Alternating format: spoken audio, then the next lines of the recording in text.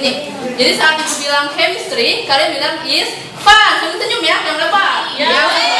Sedekah ya, sedekah ya, udah dapat pahala, semangat lagi. Oke. Oke ya. Chemistry is fun.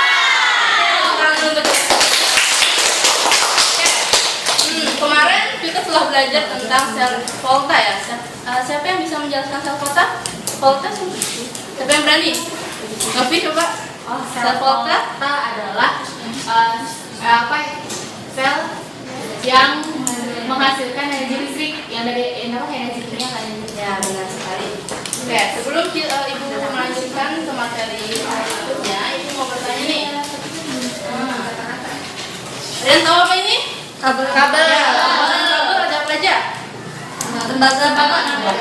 Tembaga fungsinya apa?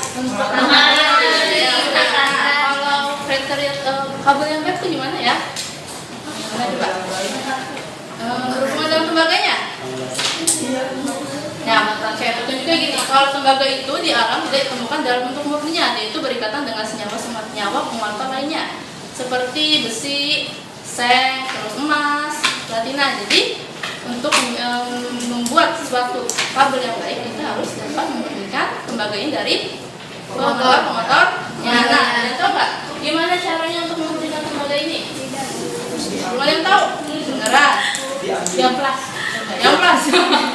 Oh, diamplas tadi yang mau tembaganya dong. Nah, di sini ibu sudah mempersiapkan suatu demonstrasi yang bisa aplikasi sederhana dari suatu pemurnian logam tembaga. Kalau pemurnian logam itu disebutnya apa coba? Kalau pelapisan logam apa? Electroplating ya. Kalau pemurnian logam? Elektroforesis bukan. Electrorefining ya. Oke, coba bantu ibu menyebutkan alat-alat dan bahannya. Ini apa? Ini kabel. Terus ini tembaga. Terakhir bahannya ini Lautan apa? Atau tembaga dua sulfatnya. Oke. Ada yang mau bantu ibu untuk merangkai alatnya? Mungkin yang di belakang ya kak, biar kelihatan sini. Kita ke belakang kelihatan deh.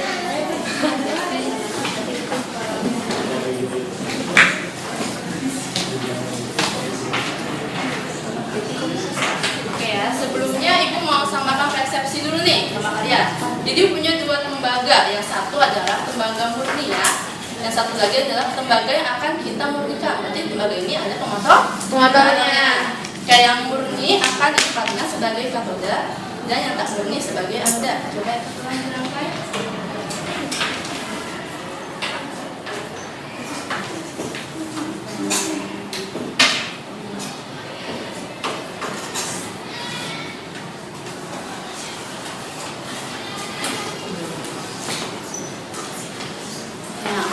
Sebelum kita menyalakan alatnya, coba ibu pengen lihat yang bisa beri hipotesis awal nggak? Apa yang terjadi kira-kira dengan elektroda ini setelah dinyalakan satu dayanya? Ada yang bisa ngasih hipotesis awal nggak? Ayo berargumen. Yang coba Dana? Tadi kan itu mau dimurniin, berarti nanti apa ya? pengotor. Iya, salah satu itu ada yang kehilangan pengotornya, yang satu lagi bukan. Jadi ada tembaga dua-duanya ya bu? Iya. Ya, jadi nanti ada salah satu batang itu yang keluar tembaganya saja. Terus satu lagi gimana? Cuma salah satu, itu lagi gimana? Satu lagi itu sepertinya tembaganya itu nempel. Oke, kita buktikan ya. Ingat ya tadi hipotesis Dana bagaimana? Bantu dulu, kita bantu melihat ya, melihat secara dekat. Ya, kita masukkan dua-duanya.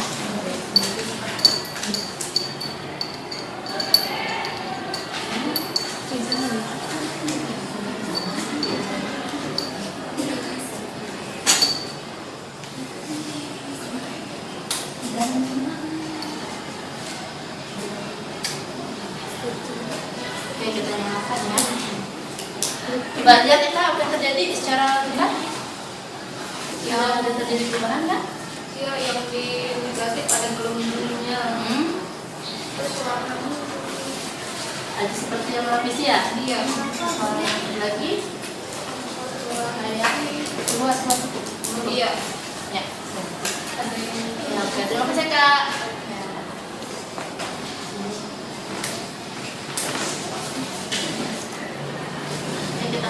ya. Ini sudah selesai proses pembentukannya. Ini coba ya dilihat lebih ketat. Bagaimana keadaan dengan kata katodanya dan kata katoda ada tadi. Nah ini nih. Ini tadi elektroda murni ya, yang kita persepsikan sebagai elektroda murni. Tempatnya di katoda. Bagaimana coba? Ada apa coba di sana ya? Ada yang propisia. Iya. Nah, kalau yang ini peluru kan? Iya. Ya, oke. Bagaimana sekarang ketinjau di larutannya? Coba lihat di bawahnya ada apa tuh? Ada endapannya. Ya, endapan ini disebut lumpur anoda. Oke, selanjutnya aku akan jelaskan ya. Jadi catat ya anak-anak ya.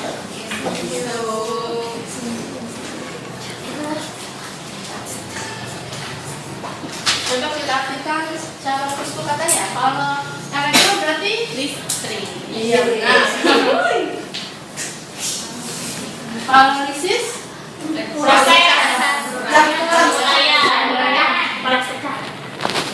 penguraian zat kimia dibantu dengan listrik. Nah, tadi lupa ya, tadi kan udah lihat ya hasilnya gimana dengan coba bagaimana dengan hipotesis yang Dana bilang, sama nggak? Iya. Sama ya. Bertepuk tangan buat Dana.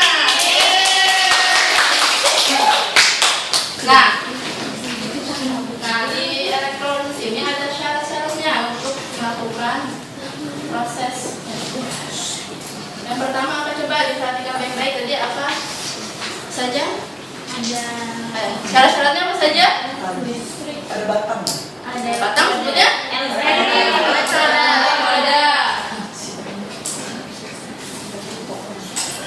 Nah elektroda ini ada yang inert, ada yang tak inert ya. Kalau tembaga termasuk yang inert atau tak inert? tidak. Ya.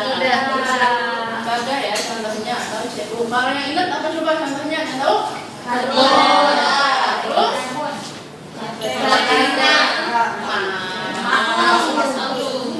Oke. Selanjutnya yang kedua apa? Syaratnya? Siapa lagi? Harus Larutan apa? Iya benar, larutan elektrolit. Kenapa pakai larutan elektrolit? Iya benar sekali. Dan yang terakhir harus listrik. Nah, arus listriknya itu sumbernya AC atau DC ya? Ayo coba tadi gimana? Dicabut. Yang perhatian coba ikan tadi gimana harusnya AC DC? harusnya DC. Ya, kenapa DC? Biar bolak-balik. Yaitu daya ukuran, berarti arus listriknya searah. Kalau AC itu bolak-balik tidak menstabilkan urutannya. Nah, bolak-balik itu arus listriknya. Selanjutnya, coba ibu minta seorang untuk menggambarkan rangkaian sel elektronisnya. Yang depan deh, yang kelihatan tadi. Coba, bisa.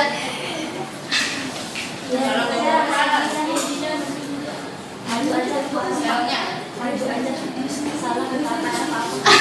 Gak apa-apa kok, belajar tadi juara olimpiade. Ya benar. Yang gitu ya.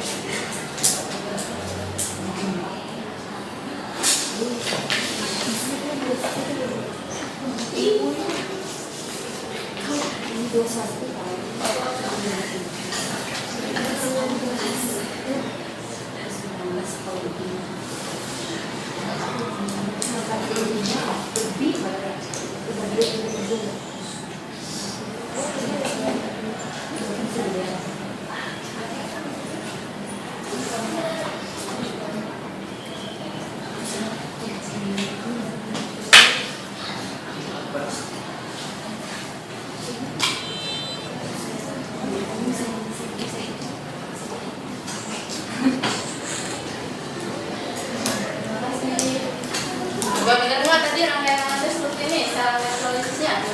Bener? Ya, sekarang ibu bahas ya konsep elektrolitis itu seperti apa.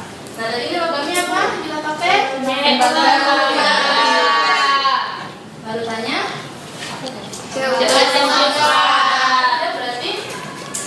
diambilnya jadi apa? CU plus S-O-S-O-N. Datang lagi? Datang? Terus tadi yang kita tempatkan sebagai elektroda Cu yang murni itu, yang murni itu di katoda ya? Iya. Di katoda. Sedangkan yang tak murni itu di anoda. Nah, tadi bagaimana peristiwanya di anoda? Itu terjadi apa di anoda? Peluru. Berarti itu suatu reaksi apa kalau peluru? Oksidasi. Ya, oksidasi. Kalau yang di katodanya tadi terdapat apa? Coba. Apa? Ada yang nempel. Berarti dia mengalami suatu reaksi Reduksi. ya. Nah, ini ya sebagai katoda.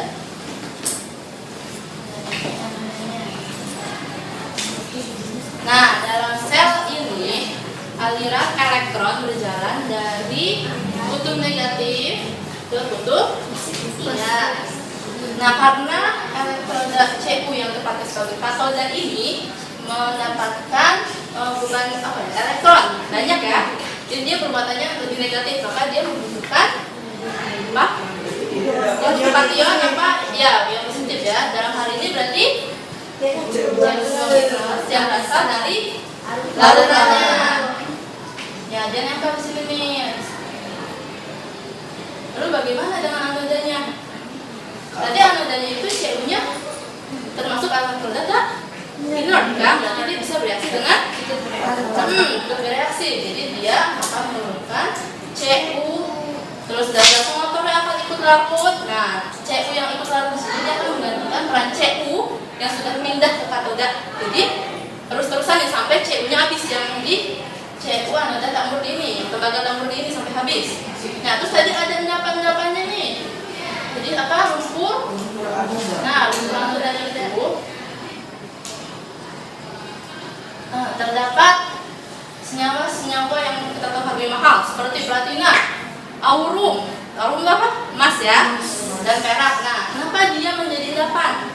Karena dia memiliki energi nilai potensial yang lebih positif daripada si Cu. Sedangkan pengatur lainnya seperti besi ataupun seng, dia memiliki nilai potensial yang lebih negatif dari Cu, sehingga dia ikut mengaruh. Nah, ini nih kan yang Allah ciptakan itu nggak ada sia-sia ya. Jadi lumpur anoda ini yang mengandung bahan-bahan mahal seperti platina atau aurum diolah lagi oleh perusahaan atau industri yang menghasilkan tembaga ini untuk menutupi biaya elektrolisis ini, karena biaya ini cukup mahal kan, butuh energi yang besar dari listrik ya, harga listrik naik sekarang kan. Nah, kenapa itu kabel kita bisa beli dengan harga murah dan kualitasnya bagus? Karena tadi ini mereka memanfaatkan ini untuk menutupi biaya produksi pemurnian. Nah, gitu. Sudah mengerti kan? Oke. Sekarang kita terus reaksinya ya. Tadi yang menjadi di katoda terjadi reaksi apa? Reduksi.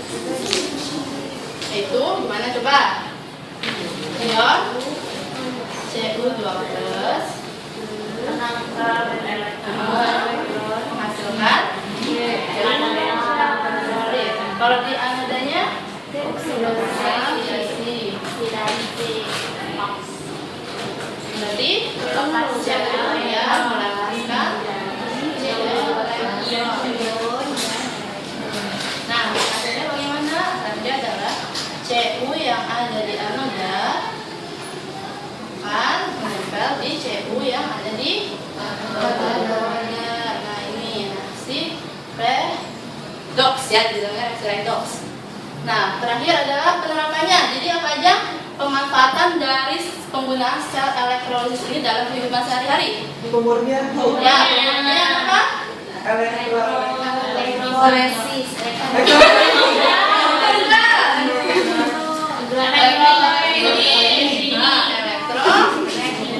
Refilling ya. Kalau lagi apa tuh kalau untuk mencegah iya benar.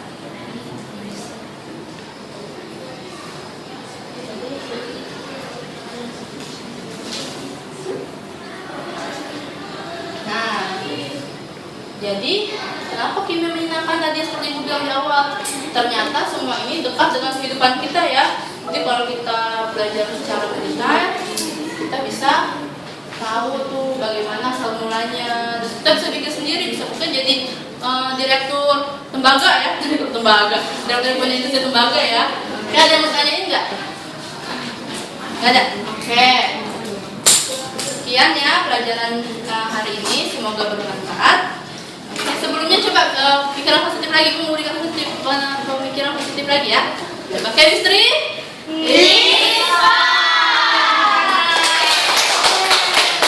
Oke, diakhiri. Assalamualaikum warahmatullahi wabarakatuh. Waalaikumsalam.